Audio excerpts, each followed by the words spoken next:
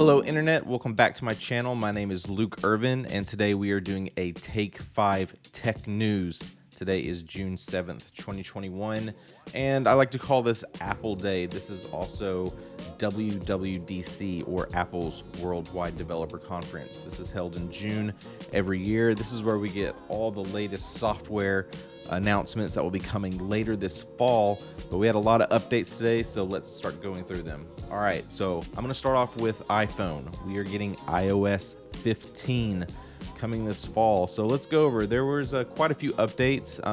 Some of these were really exciting to me, but let's just go through all the high-level ones. So first thing they wanted to focus on was FaceTime. FaceTime is getting a lot of updates.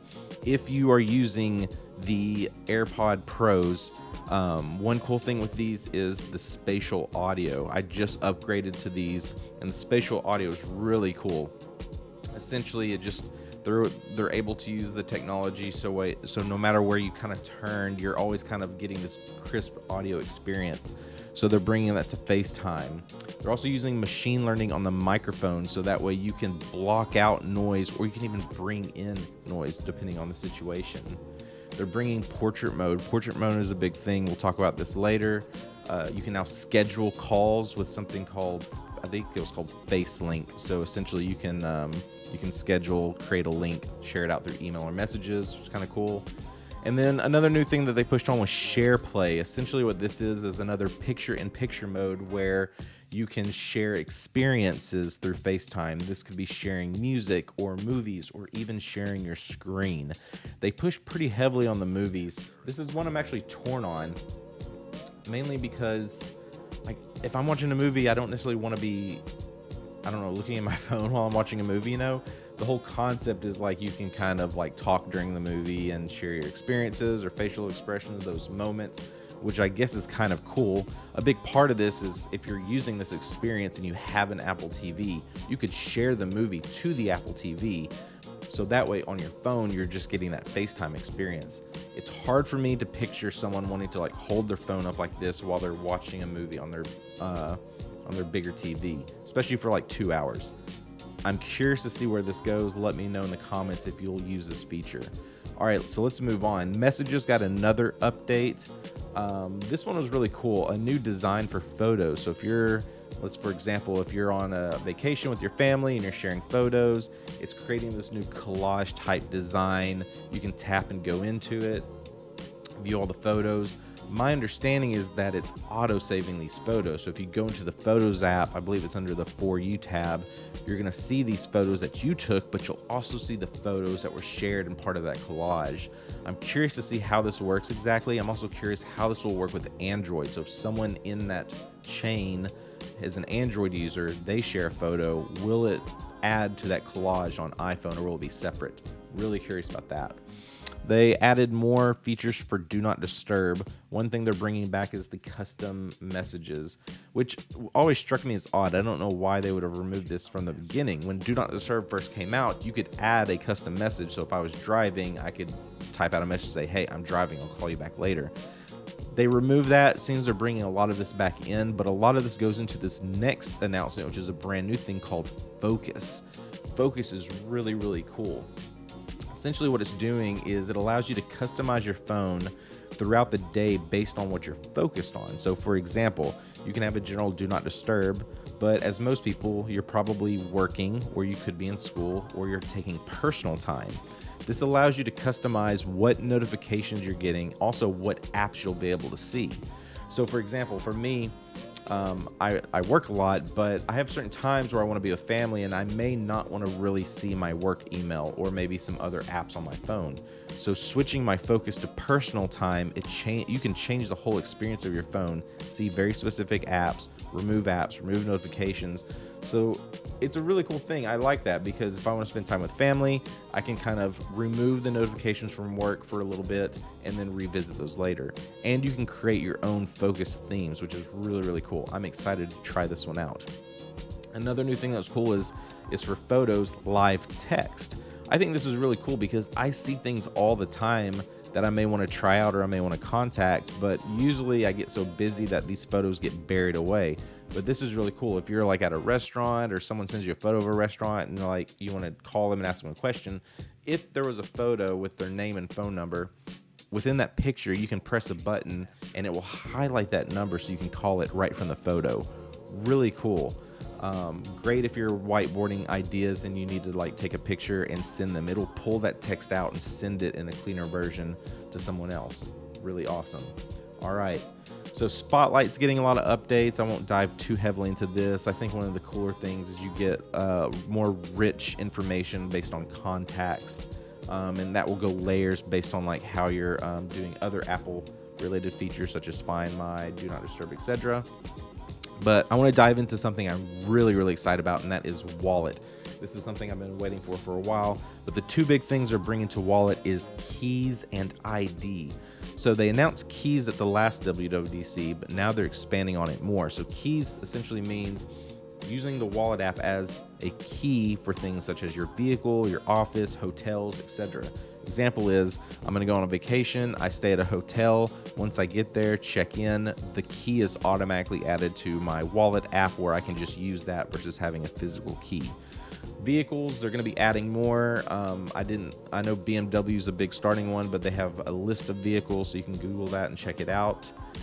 The other thing is ID. It's bringing basically your driver's license as a digital form into the Wallet app. I think this is really cool.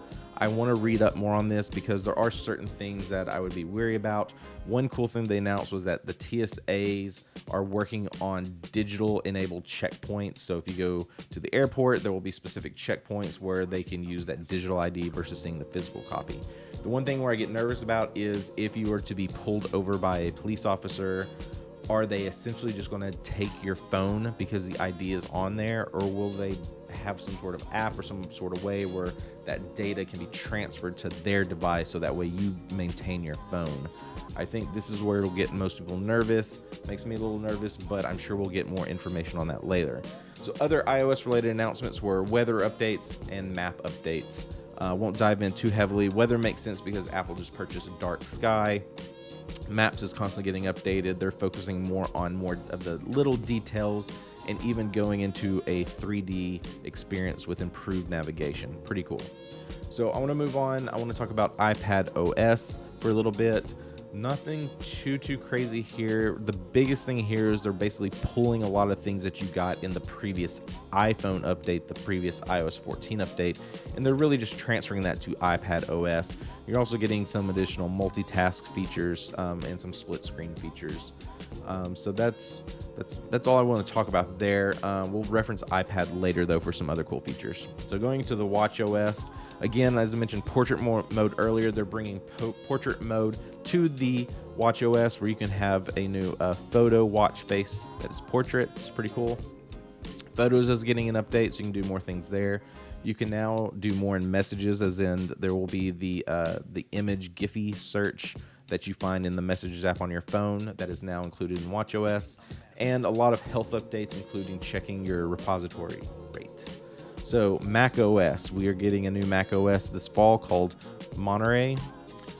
The main things, they didn't focus a lot here. The big things we're getting is a Safari update with a new tab design. This is also going to carry over to iPad and even the iPhone, so I am excited to check out this new design. Primarily use Chrome, but maybe this new design will push me towards Safari. Another cool thing is universal control. Essentially what this means is if I have an iPad and a Mac, I can put them side by side and basically use my Mac's keyboard and mouse to control both devices.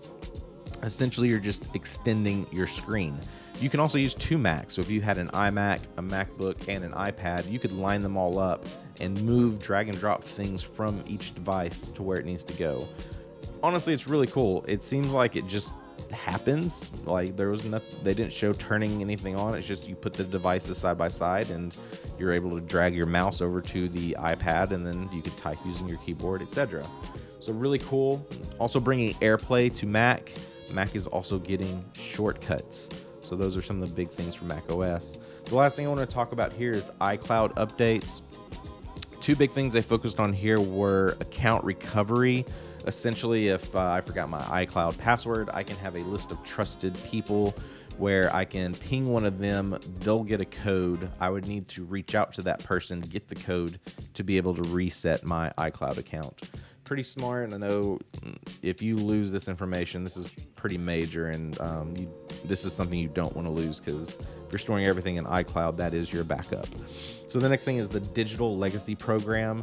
They didn't go too much into this. Essentially, the way this works is time of death kind of situation.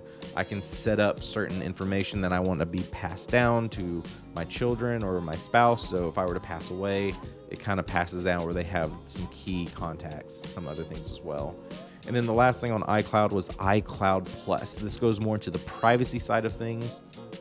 Two things here was something called Private Relay. So right now, Safari's not tracking a lot of information, but with Private Relay, they're not tracking what is being sent out from your phone. Essentially what they're doing is they're splitting it into different paths. Apple doesn't even know this information, so it's keeping, essentially where you visit, they're not gonna know, and they're not sending that information out. And then the other thing was hide my email. This is another big feature. You kind of see this if you do the Apple sign-in certain apps, but now if you were going to contact someone, you can choose hide my email. They'll randomly generate an email. That's what they'll get. It'll just be forwarded to you, so it keeps that privacy. According to this, there's no price change. It's coming out later this fall, so I'm curious if you're already an iCloud member, if you'll just get these, or if you'll have to re-sign up. I'm not sure on that detail. They didn't go into it, but those are the major updates. They also went into some developer tools that are coming out, and also more on HomeKit and just general privacy updates as well. I'll share some links below where you can go read more on that. But anyway, overall, not a bad WWDC, nothing too crazy. Really, for me, the biggest thing is the wallet. I'm just, wanting to be more minimalistic. I would love the environment where I only had to carry my phone with me. Yeah, that would really be bad if that was stolen, because you're essentially losing everything right there. But I think it's kind of cool to just be able to have one thing with you that can control these things. I think that's cool. I think the live text on photos and the focus are really cool too. So these are things I'm excited to check out. Let me know in the comments below. Are you pumped for any of this? Again, we'll get all this in the fall. We'll get more concrete dates once we have the next iPhone announcement. That's usually what happens. But before then, I'm curious if we'll get, maybe a watch update or even more Mac updates. No hardware today, just software. Anyway, thanks so much for taking the time to check this out. Hope this information was valuable to you. Again, my name is Luke Irvin. I primarily review movies on this channel, but I also have a podcast called Take 25 where I sit down with Arkansas creatives and share their stories. And occasionally I'll talk tech as well. So if you like this information, be sure to subscribe, hit the like button. That way, we'll see you next time.